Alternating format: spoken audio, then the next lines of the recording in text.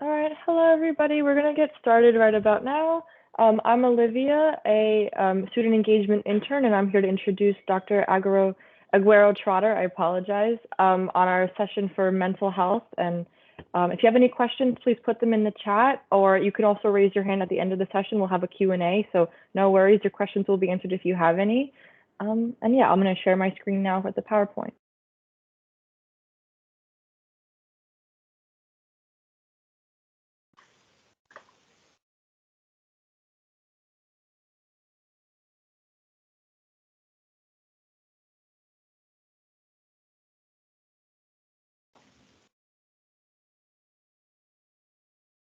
Here we go. So we're ready to get started. So welcome, everybody. Welcome to the Seton Hall family. As Olivia said, I am Diane Aguero Trotter. I am a clinical psychologist and the director of counseling and psychological services. We are affectionately known as CAPS around campus. So if you hear people say, have you gone to CAPS or called CAPS, that's us.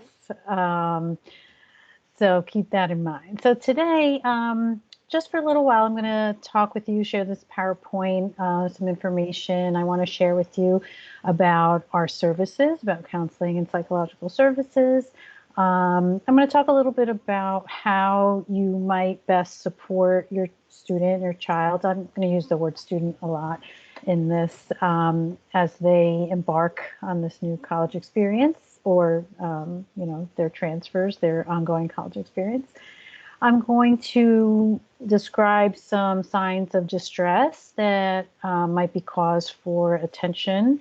I'm assuming that by attending this session, this is an area of interest or something that you want to support your child or your student in. And I'm going to talk a little bit about, if you do have concerns, how to have a conversation with your child or your student about your concerns. I'm going to offer you a lot of resources around mental health, and then we'll have some time for questions and answers. And Olivia's kindly going to manage my slides. So,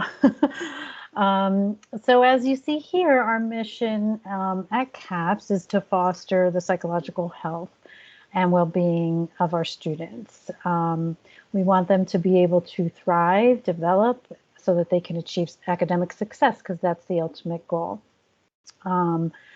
We do this by providing multiculturally sensitive services that help students overcome obstacles that might be getting in the way of their goals. Next slide.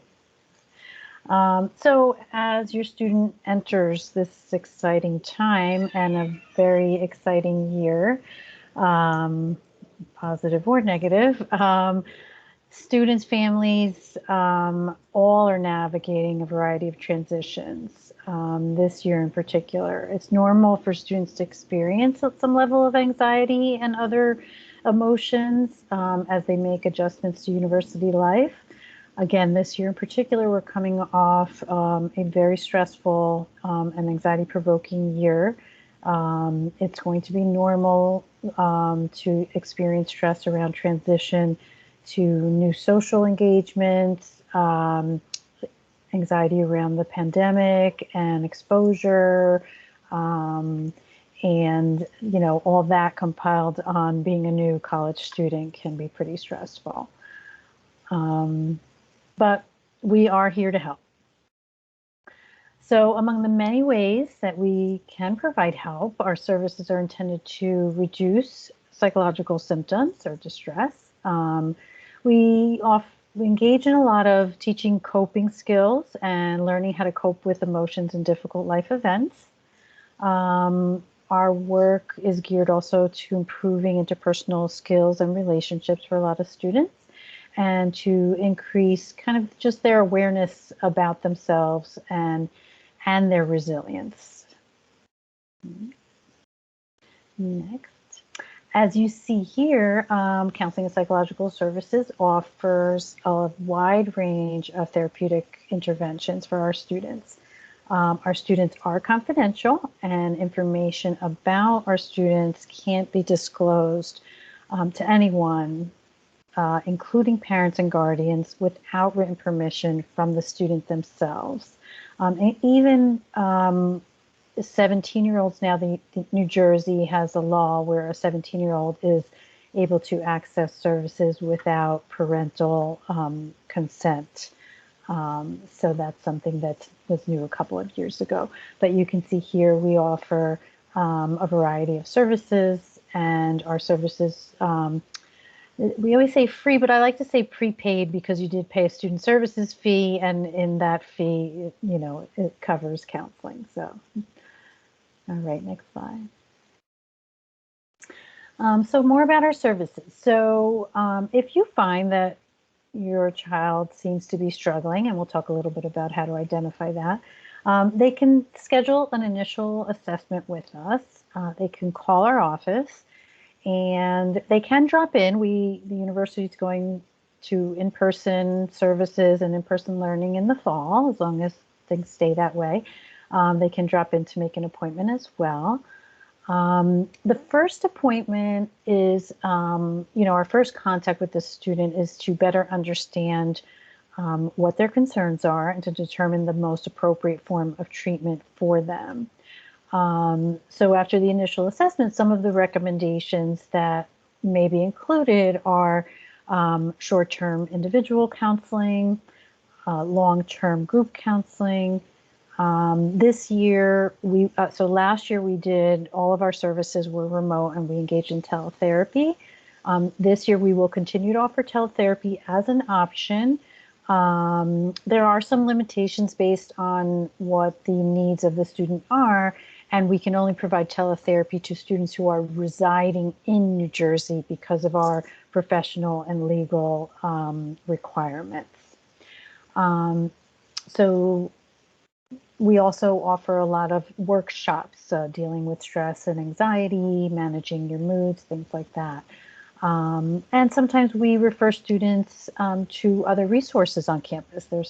Our Career Center is a wonderful resource that we routinely will recommend, or Student Engagement Office if they're looking to, engage with organizations, meet new people. Division of Volunteer Efforts, who provides a lot of volunteer services and things like that. So we connect them with other resources on campus.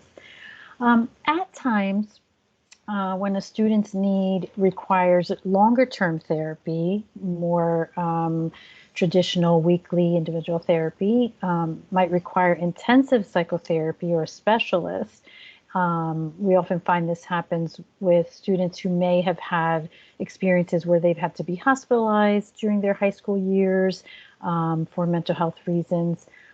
We work with these students to try and find them mental health provider and services near campus within the local community with whom the student can receive more regular treatment and longer term treatment. Our first desire is to include a supportive parent in that process. So we always ask a student, what's your relationship like? And then we ask them to sign a release so that we could all work together to make this treatment recommendation. Another reason, if a student is seeing a mental health provider already prior to coming to college, we encourage them to continue in that relationship and to continue with those services to maintain continuity. With the increase of teletherapy, teletherapy is here to stay. That has become much easier for students and to engage in and to continue with their therapist. We are also available to all students for crisis that might occur during their time at Seton Hall. So we offer daytime and after hours emergency services to all students. In case of a psychological emergency, when the office is closed, students or parents can call our main number, which I'm going to share with you, to speak to a crisis counselor immediately by phone. This year, and I'll share this the number with you later, we are launching our first ever Seton Hall Mental Health Crisis Hotline, which will be dedicated solely to our university students. So we're really excited about that. because it will provide 24/7 access to a crisis counselor immediately. I can answer the question that just came up was about, are there private spaces on campus? So great question.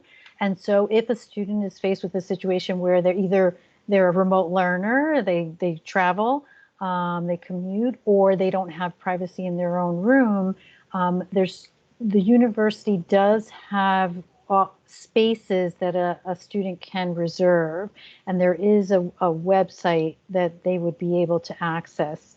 I don't have that off the handy for you, but I'm sure if you ask some of the student services folks when the students come on board, the student can find access to a room.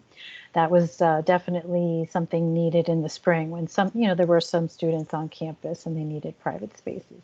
So thank you for that question, because that's important. All right, next slide. So again, anxiety and other complicated emotions are normal parts of life, especially now. If, however, you notice that your student's level of distress persists over time and you believe it's interfering in their daily lives and their academics, encourage them to come talk to us, even for an initial assessment to see how we can be helpful or whether or not there's some other resource that we could provide to them. Thank you. Scheduling an appointment. So we have clinicians on all 3 of our campuses. On the South Orange and Law School campus, they would contact our main number.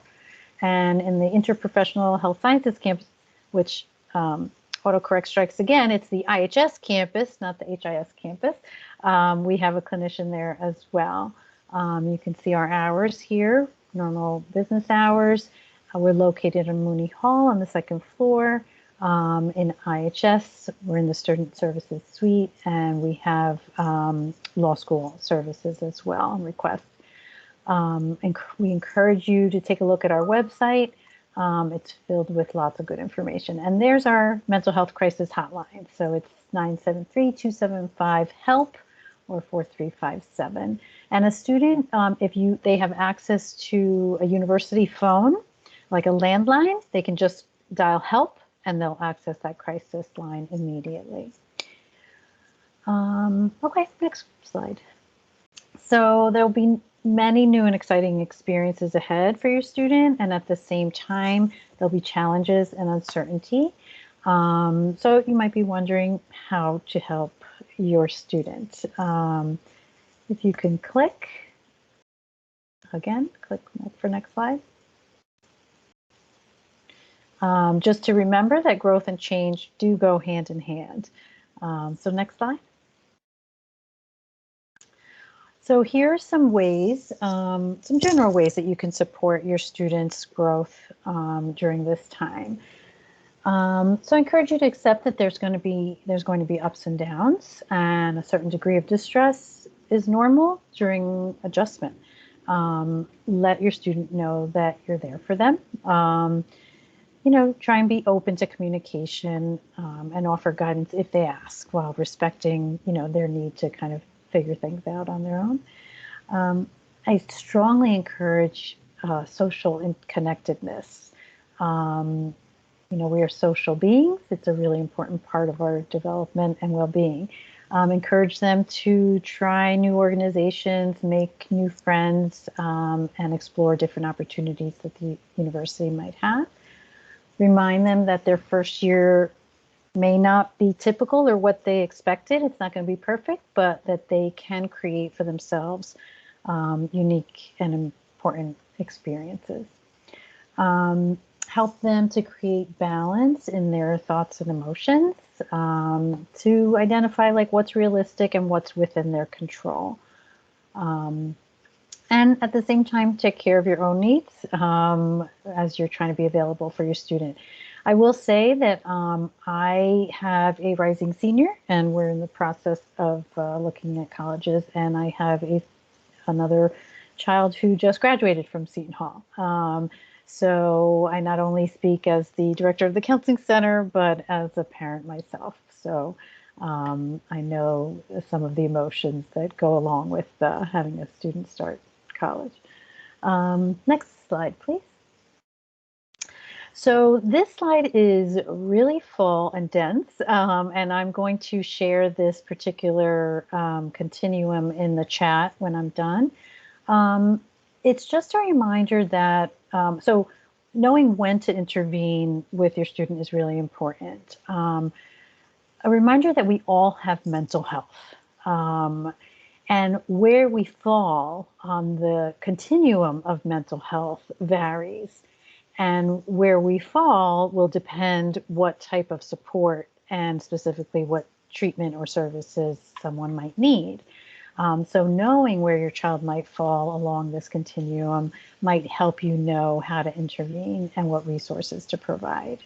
So on this chart, there are some warning signs or signs of distress. And if on the left side of this continuum is healthy functioning, healthy mental health, normal bouts of sadness or stress or anxiety, but good functioning, good social engagement.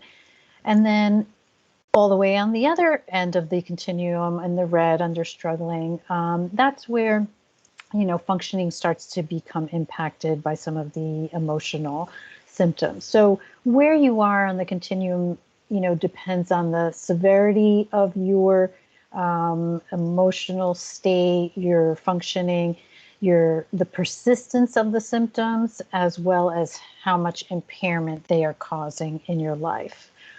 So I will share that in the chat when I'm done, because I think it's a helpful kind of chart to take a look at. The thing to keep in mind is that mental health concerns are treatable. And so if you get help while you're in the left to middle part of this continuum, you can prevent more severe issues from occurring. And so that's why it's important to intervene as early as possible. So next slide. So to get more specific, here are some signs that you might be on the lookout for that might indicate that your student is struggling. And we share these throughout the university when we do outreach and we do kind of presentations like this. We share it with faculty and other staff and administrators and student leaders to kind of always be aware, because we want everybody to be a gatekeeper and everybody to be kind of be paying attention so that we could build this community of care. So some of the signs, and just one sign alone may not be cause for concern, but when you see, multiple signs of distress that are persistent and are interfering, then that might be cause for a conversation. So significant changes. I always say the bottom line is if you notice a significant change in your students' functioning, in their mood, in their appearance, it's a kind of a red flag. So significant changes in eating, sleeping, self-care, signs of sadness and withdrawal from social situations, especially if that lasts, extreme mood swings or irritability, seeming more fearful and avoidant of situations. A common one is for students to go home for the weekend or for a break and really not want to go back to school, and have a reaction to the idea of going back to school. And that's difficult to kind of to know that's going on. Next slide. Using drugs and alcohol, especially changes in patterns of use. Difficulty with or neglect of their self-care or their personal hygiene, getting in fights or suddenly not getting along with others, and sudden increases in recklessness or impulsivity or out of control behaviors, acting out anger, driving, way above the speed limit, active impulsively around alcohol and drugs and things like that. So those are some significant signs. And next slide. And then, in that red kind of side of the continuum, more urgent signs of distress where that would warrant, greater and more immediate intervention would be sudden threats to hurt or kill themselves or others, looking for ways to kill themselves, seeking access to pills or weapons or other means, and writing or talking about death, dying, or suicide specifically. Sometimes, depending, that depends on the context. But if any of these are a concern, I would strongly encourage you to reach out to us at any point to consult to see how to kind of address this if this is a concern of yours. Next slide. So again, while one of the symptoms by themselves may not indicate a concern, when you see multiple signs that persist over time, you may want to consider having a conversation. So there's some ways to prepare for a conversation, and here's some suggestions. So important to acknowledge how you might be feeling. You might be upset or angry. You might be nervous about having the conversation, and that's completely normal to be stressed about having a difficult conversation like this about concerning behaviors with your child. It would be important to create a plan in advance of the conversation, writing down specific observations that you've had, specific comments that you want to make, and specific behaviors that you've observed. Make a list of what questions you might want to ask, and anticipate reactions you might encounter in advance, because if you know your child best, you might know how they might react and plan for them. And plan the timing of the conversation. So avoiding it when you're both stressed out or you're fighting or you're distracted. Maybe pick a time where you're already engaged in the conversation, you're already spending time together.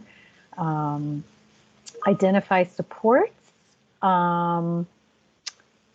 I don't know if you'll be receiving a copy, so I'll let Olivia answer that. Identify supports for your child, before you have this conversation, whether it's another trusted adult or a family member, and supports for yourself as well. All right, next slide. And then if you choose to have the conversation, here's some tips about having a conversation. So you want to start by, again, picking a time where you're already spending time together, it's casual, and you can engage in this conversation. You want to focus more on observations and avoid judgmental statements. So statements like, you're so anxious all the time, or you're too angry, or you're overreacting. While, you may feel that they're overreacting to a situation and you're trying to be helpful, sometimes, comments like that can leave the student feeling as if they're not understood, and then they may be less likely to open up about what's upsetting them. So maybe things like, you seem really upset about your friend's behavior. Can you tell me what's upsetting you? What are they doing that's upsetting you?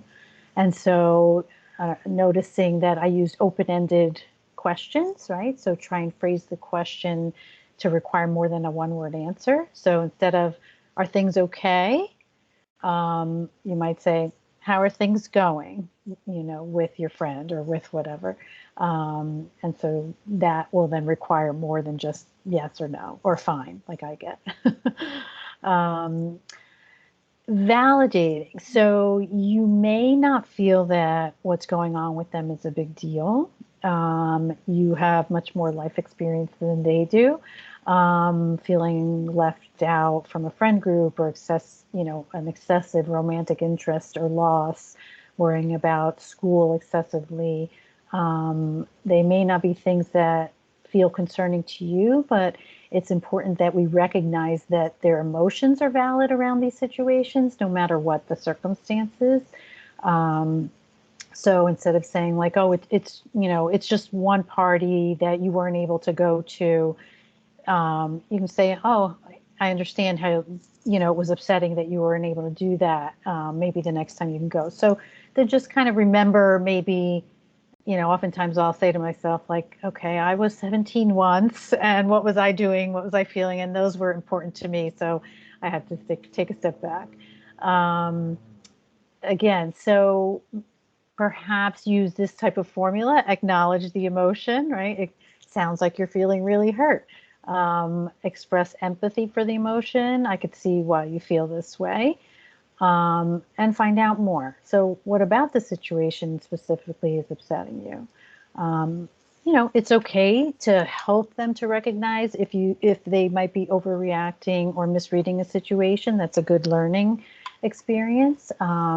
But we don't want to, or we may want to avoid rushing to problem solving before we can explore what's really going on. And then we refer depending on how the conversation goes, right? And we'll get into that next. So you can refer to us always. So, hey, I attended this presentation and I hear they have these services and why don't you try it out? You don't have to like commit to it, just have one meeting, or other services around the university, depending on what's going on with them. Or you might have to revisit, take a break and have the conversation another time. So I'll go to the next slide. Maybe should we answer the questions at the end? We'll do that. So if they, I'm fine, don't worry about it, but you might still be concerned, here's some possible strategies, right? So enlist maybe the help of another adult that your child trusts and maybe leans on, whether it's family or a family friend or something like that. Provide for them information about the resources that are available. Lead them to our website is full of information. There's a self-help section and mindfulness. There's different resources. We have videos on different mental health issues. So take a look at our website. You want to maybe try the conversation at a different time. Don't give up, but it's a hard topic, and maybe being persistent might pay off. It's really important to normalize that life is challenging, and possibly if they've been through hard things before, remind them of their resilience. In addition, if it's appropriate for your relationship, you can express support by letting them know that you yourself have been through hard things, and maybe if it was something similar, and that you got through it, right? Or that you learned from it. I'm shocked by how many students do not realize that their parents have been through hard things, right? They won't understand, right? As if, you've never had a relationship. So, so keep that in mind. All right, next slide. Lastly, we encourage you to familiarize ourselves with our website, as I mentioned, and you might click through this one and some of those things will move. I want you to explore our list of wellness apps on our website. We have a specific section under the self-help section. We have our What's Up Doc videos that include short self-help videos on very many topics on wellness. Again, we have gratitude, we have meditations, various meditations in English and in Spanish, and other recorded workshops that we did last year during COVID that we were able to record and put on our website, one on resilience, one on mindfulness. So please feel free to take a look through there. So you can scroll through to the next slide. And so know that these are resources for immediate help that are available 24/7 at any time. I would keep this handy, the National Suicide Prevention Hotline, the crisis text line. Many students find this helpful, that they can text for immediate support. Our new mental health crisis hotline and various others. Okay, next slide. And here again, if you have additional questions or you grow concerned and need some help navigating that, please, you're encouraged to contact us at any point. Next slide. And so here's just a virtual shot of our team, and we're happy to speak with you. So wishing you the best of luck, and I'm happy to answer some of these questions. If things, all right, let me go up here. So we are open for routine services, so therapy, group therapy, Monday through Friday, 8:45 to 4:45 are our hours. So at this time, we don't have evening hours for students. Sometimes we'll run a group at like a 5 o'clock or 6 o'clock, but we find that we do not get a lot of participation after in the evening hours. If a student already has a counselor and a psychiatrist, should there be coordination? Not necessarily, but it can be. If you are happy with the treatment that they are getting, and the student has been with them and they're stable and consistent, then by all means, I would maintain those relationships, and we are always available for crisis and emergency. And if a student who has a therapist, has a psychiatrist, ends up in our office for an emergency of some sort, we would routinely ask them like, oh, hey, you want us to consult with your therapist or consult with your psychiatrist? So we would ask them for a release for that if it was, appropriate. Any other questions? Before I do that, I'm going to post the Continuum of mental health. I'm going to just send it in the chat. And I think I did that successfully. And so feel free to download that and save it somewhere. And hopefully that will be helpful.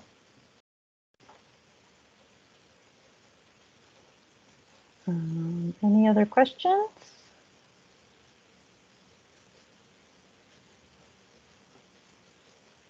All right.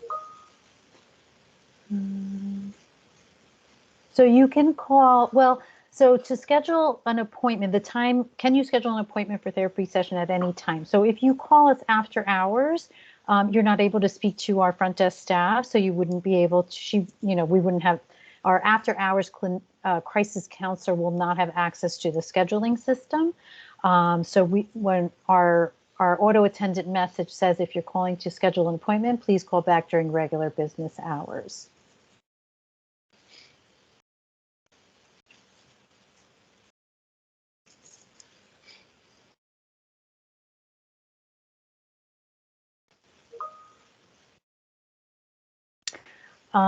Our parents engaged if needed. That is always our preference if there is an imminent reason for that. So if we're concerned about a student's safety, if the student wants us to connect with their parent, then we would do that. But we could only do that with the student's signed permissions. But that being said, you can always call us and consult. And what we will say if we don't have a release is we can't confirm or deny. So even if they make an appointment, we can't confirm that they have been to our office. We are strictly bound by our confidentiality laws and our professional ethical standards. And that's why everything is confidential, and that's why therapy can work, because it's confidential. But you can always call us and we can consult with you without confirming that we know your student. We can always accept information. If we have HIPAA, who should have it? We as parents or the school? I guess I'm not really understanding the question. So if I know within the university the student signs a waiver for you for educational records, but our records are separate from the educational records. So our records are specific to our department and would not be shared with anyone without release from the student.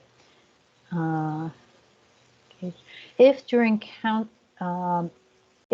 counseling, it's determined that parents can help the situation, are they engaged without consent? We cannot break confidentiality by contacting somebody else. unless there's an imminent risk. So, and we tell the students at every first appointment, the only way we can break confidentiality is if we think you're going to kill yourself, kill or harm another person, or if we learn together that there's a child or a vulnerable adult whose welfare is in danger. And those are the limits to our confidentiality when we would reach out without consent. My question about HIPAA was whether we need it as parents so that you guys can talk to us. So no, so we do not use HIPAA forms in our office because we are under the, an institution. So we have a specific consent form that we would give to the student to sign so that we could consult with you. You're welcome.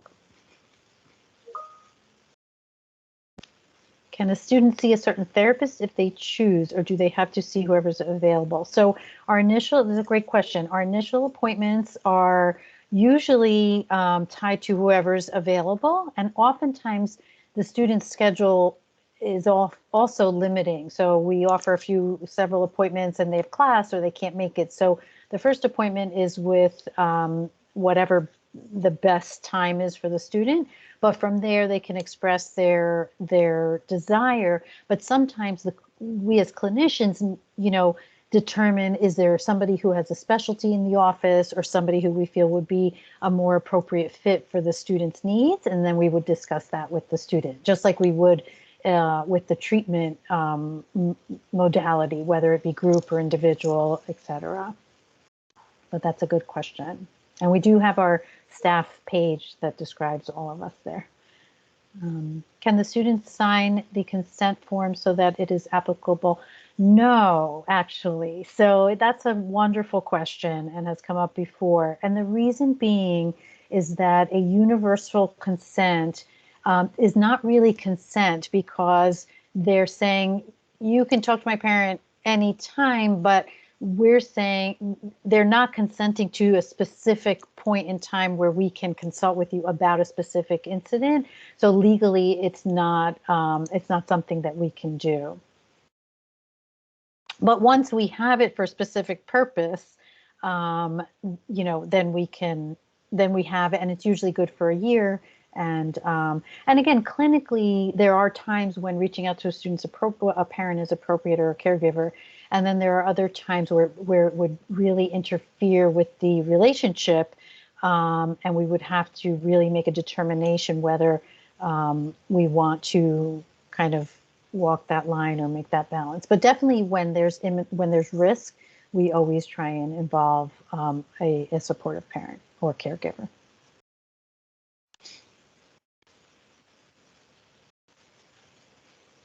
And so I'm aware of the time, Olivia. I don't want to hold people up. What is the minimum amount of time? So I think the question is pertaining to a therapy session. It can vary from 30 minutes to an hour. It depends on the clinician, depends on what's going on in the treatment. But it ranges around that. We usually make the appointments for about 45 minutes. All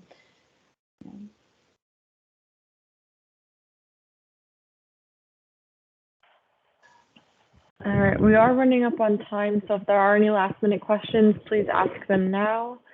Just so you all know that this is being recorded, so it will be put on SHU's YouTube page and also our website under the resource workshop page, so you can come back to it at any point.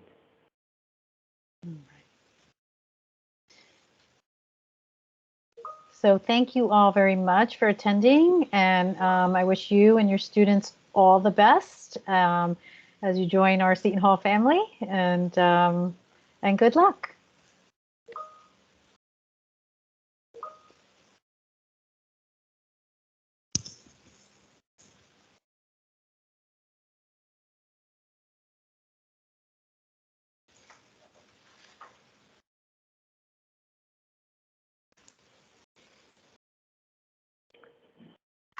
All right, I'm going to end the meeting now, but have a good night. Thank you. You too. Have a good night.